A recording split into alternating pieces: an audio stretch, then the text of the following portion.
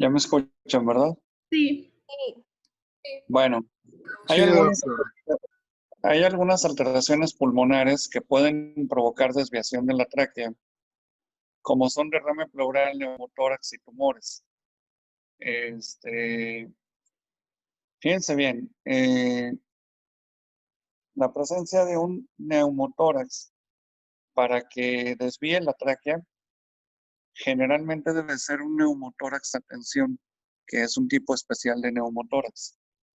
¿Sí? Y en el caso del derrame pleural, también debe ser un derrame pleural muy, muy abundante para que verdaderamente pueda ejercer el efecto de desviación de la tráquea de la línea media. ¿Sale? Y bueno, los tumores ya los comentamos mucho. Lo que sigue.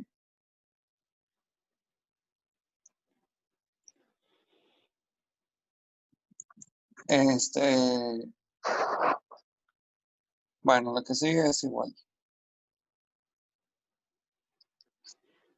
Muy bien. La medición de la expansión del tórax.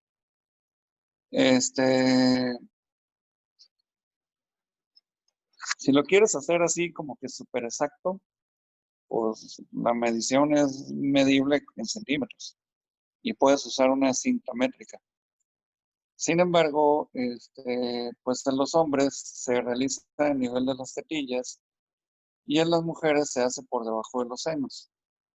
Sin embargo, pues la verdad es que es bastante incómodo hacer ese tipo de medición rutinariamente, sobre todo para las pacientes mujeres. Lo que pueden hacer es colocar las manos, así como están en el esquema, en donde los pulgares se junten en la línea media, y la línea media son las apófisis espinosas de la columna vertebral. Entonces, se apoyan las manos de manera suave y sigan el movimiento inspiratorio, y con el movimiento inspiratorio máximo, ven ustedes cómo se separan los pulgares.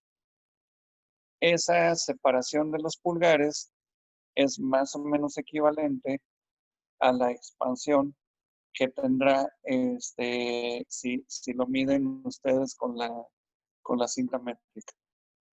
¿De acuerdo? Entonces, en lugar de andarle metiendo mediciones con cinta métrica a nivel torácico, lo pueden hacer con sus manos. Ahora, algo importante. Hay,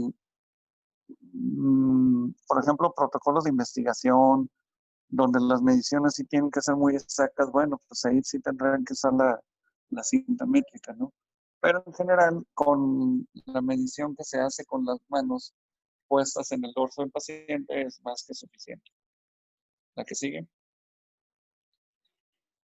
Bueno, ¿qué pasa si no se expande mucho el tórax? Pues generalmente es porque hay enfisema.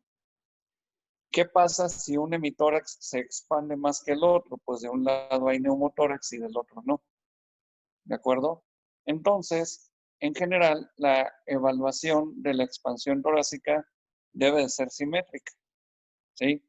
Y el paciente debe estar relajado cuando hace los movimientos respiratorios. ¿La que sigue? Esta es válido también en la cara anterior, pero pues generalmente lo hacemos solo en el dorso.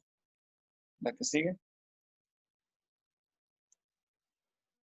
Bueno, el esquema que estábamos viendo inicialmente. ¿Cuánto se separa? Pues es lo que se va a medir. Y habitualmente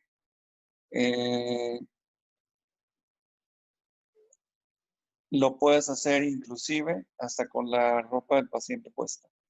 ¿Lo que sigue? Bueno, sensibilidad, ¿sí? Puede haber sensibilidad alterada en la pared torácica, dolor, ¿sí? A la palpación de la pared torácica. Y una de las causas, que no viene aquí mencionada, pero una de las causas de mayor sensibilidad en la pared torácica y que es uno de los dolores que están descritos como de los más intensos y de más difícil control en las enfermedades, es el herpes zóster. Y el herpes zóster es muy común que se manifieste en los ganglios neurológicos que están en las cadenas paravertebrales. Entonces, el herpes zóster agarra los dermatomas a nivel de las costillas. Es sumamente doloroso, es una hipersensibilidad extrema, tanto así que solamente el roce del mismo aire es suficiente para que le provoque un dolor muy, muy importante a los pacientes. Y otras causas de hipersensibilidad, pues pueden ser problemas profundos, torácicos, pero graves. Tumores, abscesos en piernas, pero quédense en la cabeza, hipersensibilidad en la pared torácica es casi siempre la presencia de herpes zóster y es muy, muy intenso. ¿La que sigue? Muy bien, el enfisema subcutáneo es es como un burbujeo que se siente por debajo de la piel, ¿sí? Y eso es porque hay literalmente aire debajo de la piel. Generalmente ese aire es porque se provocó una perforación pulmonar y el aire se está fugando primero hacia el espacio pleural y luego después hacia la piel.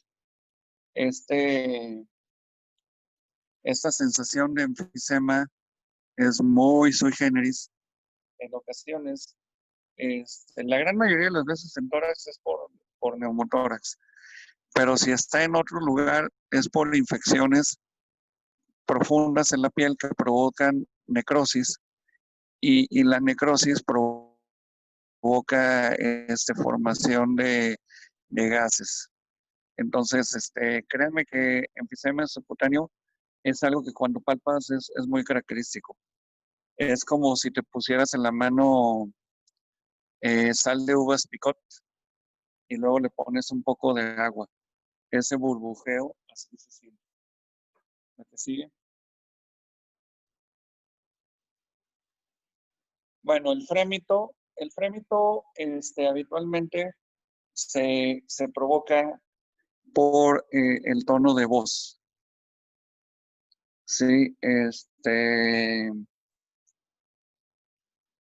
y ese frémito se va a palpar en la parte posterior del tórax y habitualmente se les pida que repitan palabras de tipo grave. Puede ser uno en voz baja, y cada vez que vas haciendo la palpación en un segmento del pulmón, le vas pidiendo que repita esa misma palabra. Se van a comparar siempre de un lado y de otro para poder definir si hay alteraciones en la transmisión del frémito. Fíjense bien, cuando hay aumento en la transmisión del frémito, quiere decir que el pulmón está consolidado. Y cuando no hay transmisión de la voz, quiere decir que el espacio pleural está ocupado por líquido. Estas dos manifestaciones son relativamente comunes. La consolidación se da por neumonía y la presencia de... Entonces, esta variación en la transmisión del frémito vocal puede tener estas dos características. La que sigue.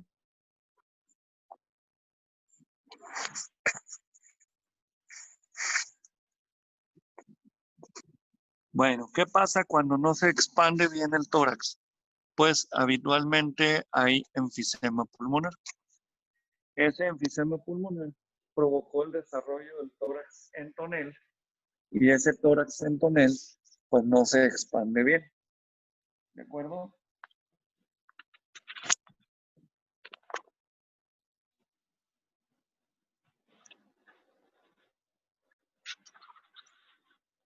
No, la previa todavía.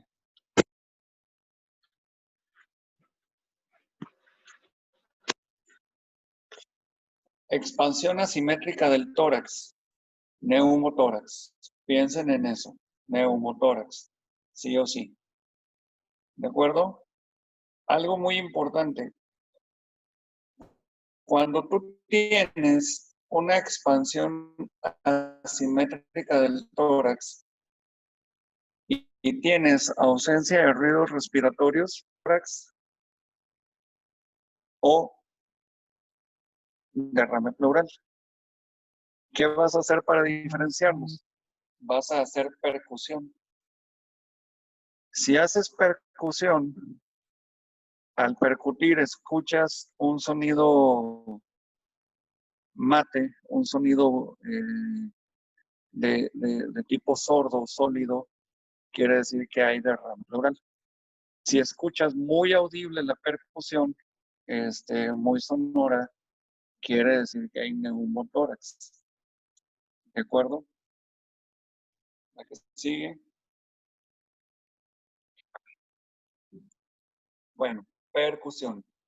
La percusión es una técnica que cada vez se usa menos, pero que sí es apropiada. Y das un golpe con tu dedo de tu mano derecha a un dedo extendido de la mano izquierda que está la mano puesta sobre la pared que vas a percutir, pero puesta de manera superficial, o sea, tocando la pared, pero sin hacerlo con firmeza.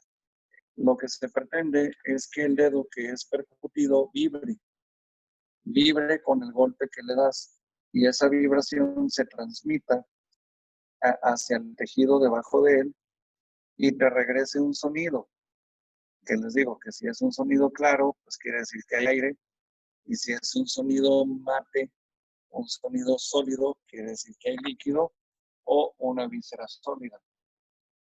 La percusión en general se usa mucho en tórax y abdomen, pero en el tórax habitualmente solo se hace percusión en el dorso.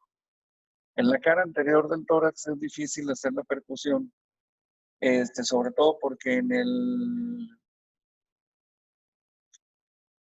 lado izquierdo está pues el corazón, que te va a dar matidez, pero se puede hacer percusión en cualquier parte del tórax. Fíjense bien, cuando tú haces percusión en la parte dorsal, o sea, en la espalda del paciente, le vas a pedir que el paciente se incline hacia adelante. Dile al paciente como que te jorobas. O sea, ¿por qué? Porque al inclinarse hacia adelante, así como jorobado, vas a tener una mayor amplitud en el espacio intercostal. ¿De acuerdo? Esa mayor amplitud en el espacio intercostal te va a permitir que en la percusión y en la auscultación tengas una mejor transmisión del sonido. ¿De acuerdo? Se escucha mejor a los pacientes cuando se inclinan hacia adelante para auscultar el dorso. Y para auscultar la cara anterior, simplemente con que se sienten en posición recta es suficiente. También puedes auscultar bien la cara anterior con el paciente acostado.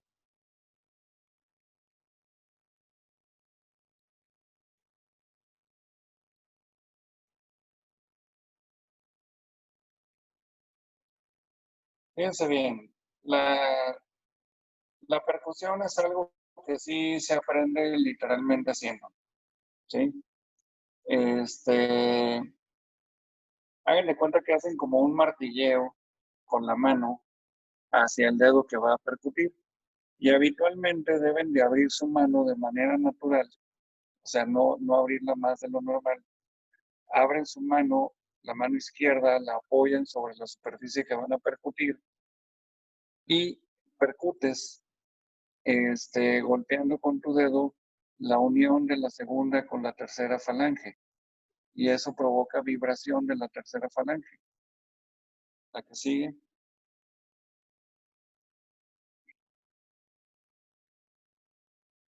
Y bueno, las áreas de percusión ya mencionamos, ¿sí? En la pared anterior, supra e infraclavicular. Y fíjense bien, del lado derecho, la percusión generalmente va a llegar hasta el quinto o sexto espacio intercostal. La percusión del pulmón, estamos hablando. ¿Por qué? Porque enseguida está el diafragma y el hígado. Y el hígado, pues va a sonar mate, no va a sonar claro pulmonar. Y en el lado izquierdo está un espacio intercostal más abajo que en el lado derecho. ¿La que sigue? Perdón, la previa. Puedes seguir para percusión la línea medio clavicular y la línea axilar anterior en ambos hemitórax. La que sigue, que son las líneas que están puestas ahí. Toda esa línea puedes tú percutir. Si se fijan, no va mucho más allá de la tetilla, en el lado derecho y en el lado izquierdo un poco más abajo. Y si se fijan, lo que se está dibujando ahí con cada línea son los espacios intercostales. En los espacios intercostales es donde se puede hacer percusión. ¿Por qué? Porque si percutes arriba de una costilla, pues no vas a oír nada. ¿Sale? ¿La que sigue?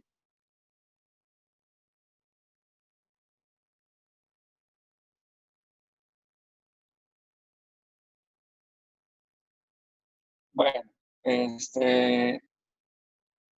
la que sigue. Muy bien. Cuando percutes a un pulmón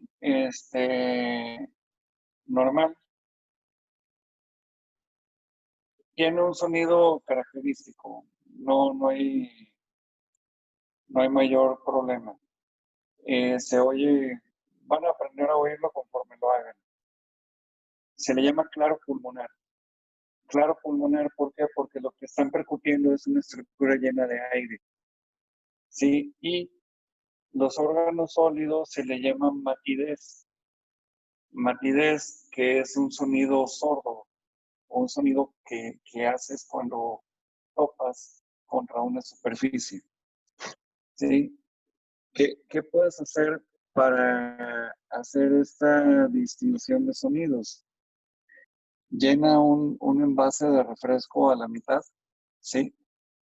Y percute la parte que está llena de refresco, eso es mate. Percute la parte que está vacía de refresco y eso es claro pulmonar. ¿Sí, sí queda la idea clara? Sí. Bueno, entonces, en condiciones normales, en el espacio pulmonar, pues todo debe de ser claro pulmonar. En el lado derecho, ese claro pulmonar, conforme vas descendiendo, va a cambiar a mate y ahí vas a determinar el borde superior del hígado.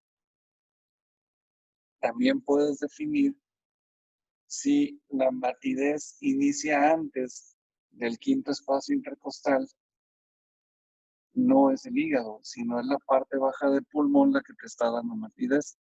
Y eso se puede ver reflejado por un problema de derrame pleural o por un problema de consolidación por neumonía en el lóbulo inferior de los pulmones. ¿La que sigue?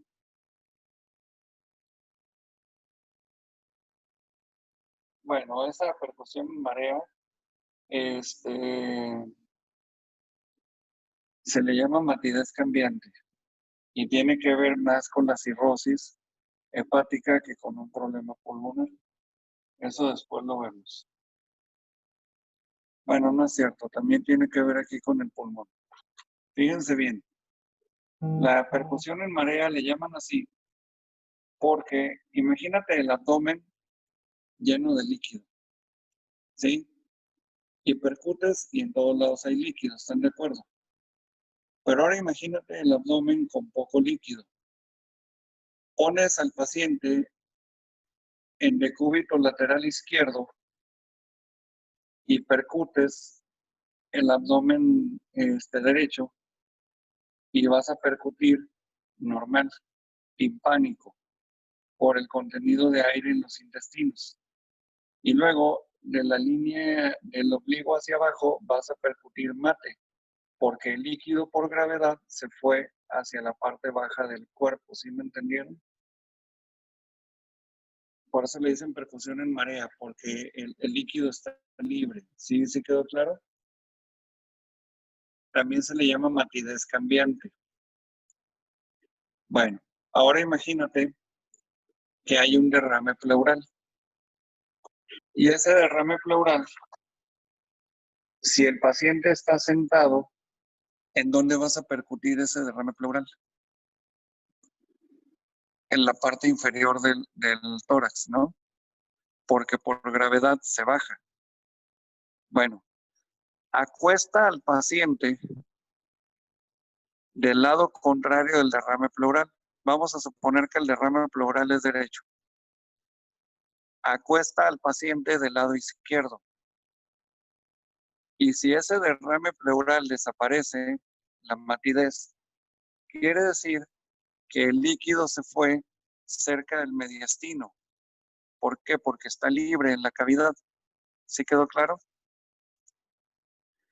Pero si acuestas al paciente del lado derecho y se sigue escuchando matidez en el pulmón, quiere decir que ese líquido no se movió.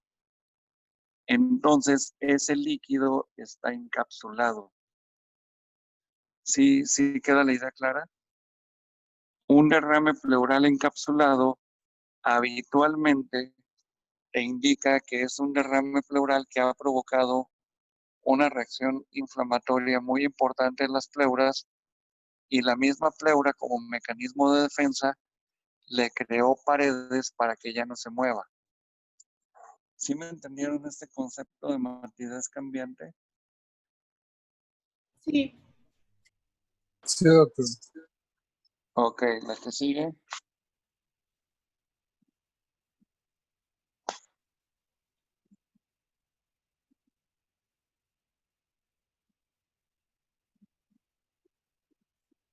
Muy bien. Este límite realmente no es hacer percusión en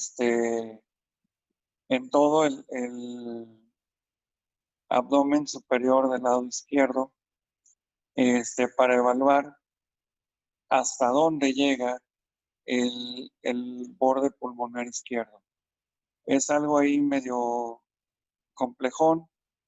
Quédense con la idea de que en la pared anterior, el borde pulmonar izquierdo está un espacio intercostal por debajo del lado derecho. ¿La que sigue?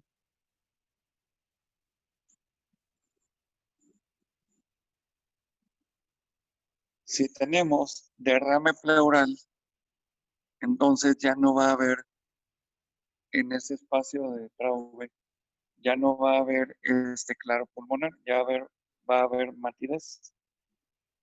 Si tienes esplenomegalia, o sea, crecimiento del vaso, también va a haber matidez. Si tienes el estómago muy lleno, también va a haber matidez.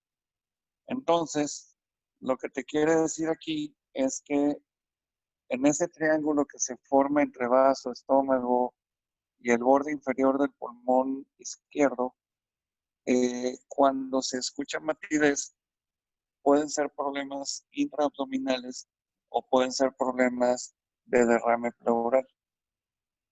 La que sigue. Bueno, ¿qué pasa cuando la percusión resulta ser dolorosa? Pues es porque hay un problema inflamatorio a nivel pleural o pulmonar. ¿Qué pasa si hay una matidez en línea recta? Pues quiere decir que hay un problema que se llama hidroneumotórax. O sea, hay líquido libre en la cavidad pleural, pero también hay aire libre en la cavidad pleural y eso forma un nivel hidroaéreo. De veras, hacer una línea recta por matidez, por hidroneumotórax es algo relativamente complejo. Habitualmente te conformas con saber que en la parte baja hay matidez y en la parte alta del campo pulmonar hay hiperresonancia. Eso quiere decir que en la parte alta hay puro aire y en la parte baja hay puro líquido. ¿La que sigue? Bueno, la matidez cambiante era lo que estábamos mencionando ahorita, de que si el líquido está libre o está encapsulado. La que sigue.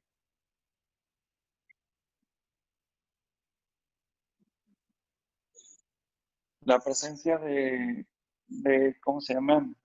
Del derrame pleural normalmente cambia la forma del